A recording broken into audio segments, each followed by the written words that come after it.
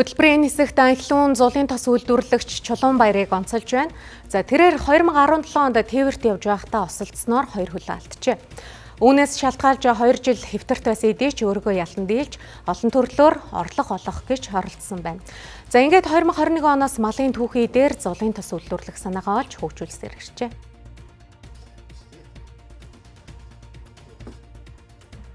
Хоёр жил одоо хөдөлгөөнгүй хөвтөөд тэгэл ер нь амьдралын төлөө зүтгэхий босъё гэд тэгэл ер нь босоод тэгэл ер нь юу юм хийж үзлээ.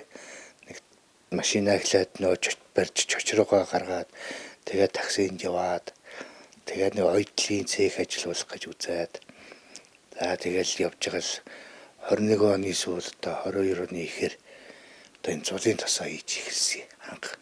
Тэгэл одоо нэг нойлос тэгээс авахулаад бүх юм л босгоод явж байна. Одоо бол нэг үе бодвол одоо худалдаа авдаг хүмүүстэй авчиж өгдөг зах худалдааны төвд супермаркет дэлгүүр бас хамтарч ажиллаж байна л гэсэн. Чулуунбаяр малын гаралтай түүхий эдээр үйлдвэрлэсэн зулын тосоо улам бүр сайжруулсаар байна. Тэрээр эрэлттэй үед сард 1-2 тонны захиалгаар гаргадаг байна. За ингээд нарантуул зах хүнсний дэлгүүрүүдэд өөрөө хүргэлтээ хийх зэргээр зүгээр суухгүйг хичээсээр иржээ. Холбоон дээр очиад ингээ уулзаад хүмүүстэй ярихаар би ч бүр зарим үнийх нь хажууд цоо ирүүлэн байгаа байхгүй. Тэгээд тэд нар ч хөдөлмөрлөд байгаа байхгүй. Би тэнгууд хажууд нь ялхараад нэг том битээр хийж нэг гоншигнаад хүүхчиг юм яриад байсан юм байлаа. Тэгээ ер нь тэрмэр ч бас их нөлөөлсөн. За би бол надад боломж байгаа юм байна. Тэгээ тэний хүн боломжийг хүлээдэг гэдэг чинь хүлээхгүй хөдөлмөрсөн хүнд бол боломж байд юм байна гэж хичээгээл явж байгаа байхгүй.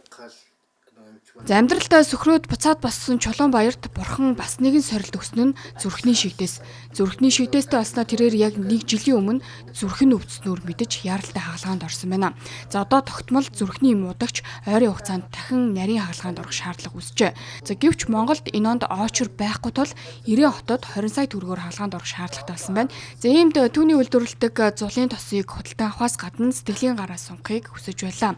Амьдралын утга учирыг илүү ойлгох болсон тэрээр амьдрахыг юу юунаас илүү хүсэж байгаагаа илэрхийлж байсан юм а.